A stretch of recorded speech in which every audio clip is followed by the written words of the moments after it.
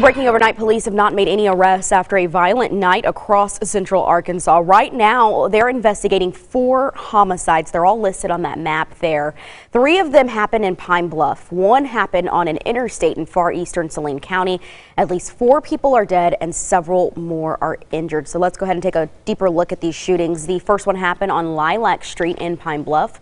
Police say 69-year-old Horace Harrington was found outside a home late in the afternoon. We're told he was shot several times. Police do not have information on a suspect or any idea why he was killed. About 2.5 hours after police found Harrington's body, another shooting was reported near Elm Street. When police got there, they found a 17-year-old young man dead from a gunshot wound. Another man was taken to the hospital. He was treated and released. Then roughly 20 minutes after that shooting, police responded to a third one at Needles Drive. There they found 20-year-old Kayvon Mitchell shot. He was taken to the hospital and later died. No suspect was mentioned in that incident either. And the most recent of these shootings happened in far eastern Saline County near the northbound lanes of I-530 north of Woodson Lateral Road.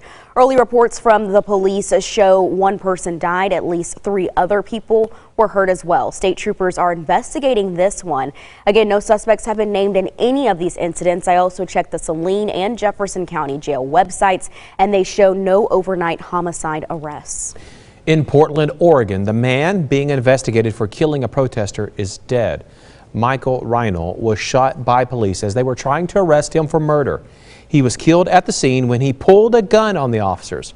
Reinl appeared to admit that he was responsible for the shooting death of a protester during an interview. Police officers in Rochester, New York have been suspended after new video came out from an arrest they made in March. In the video, you can see Daniel Prude naked and yelling as he's being handcuffed. Police ended up putting a hood over his head. After that, he became unresponsive. Prude ended up dying at the hospital a week later, and according to the medical examiner, he died from asphyxia during physical restraint. A former Arkansas Boy Scout sues the West Ark Area Council, claiming he was molested by his troop leader. His lawyer says it happened in 2000 when his client was just 16. The lawsuit alleges Francis McCourt, who is currently in jail after being convicted on child pornography charges, molested the teen on multiple trips. Josh Gillespie represents the former scout and says though Boy Scouts of America has promised to compensate victims after going bankrupt, he's not sure it will happen. In my mind, they owe a lot more than a little bit of money to these guys. What they owe can never be repaid, but I question whether they have a right to continued existence. I really do. Gillespie says they'll keep battling the council if his client isn't compensated by Boy Scouts of America. To read the statement from the Boy Scouts, go to our website, fox16.com.